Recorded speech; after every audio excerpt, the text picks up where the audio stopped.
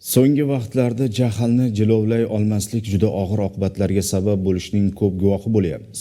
Bir og'iz so'z yoxud bir lahzalik g'azab tufayli butun boshli oilalar barbod bo'lmoqda.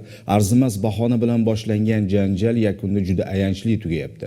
Bunga Farg'ona viloyatida sodir bo'lgan mudhish hodisa ham yaqqol misol bo'la oladi. Gap shundaki, erkak o'zaro janjal sabab 4 yil shar'iy nikoh asosida birga yashagan ayolni pichoqlab o'ldirgan. Natijada 2 nafar begunoh farzand mehribon onasidan ayrildi.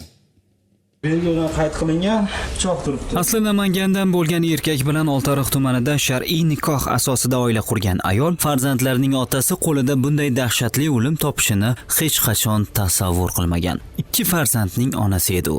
Kichik qizi hali 1 yoshga ham to'lmagandi.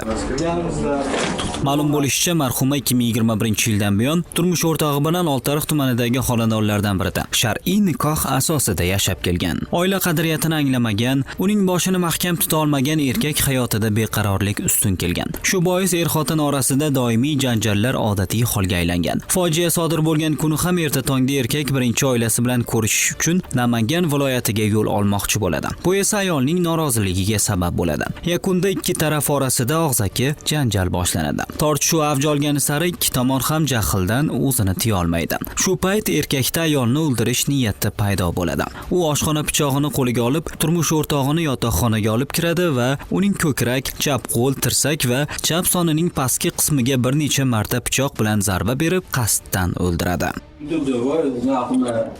O'sha kunlarda tushunsa pichoqga kirdi, tashlab pichoqga o'ynatirash pichoq.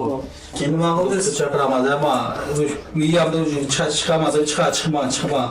Masha turing oldimda turing deyverdi.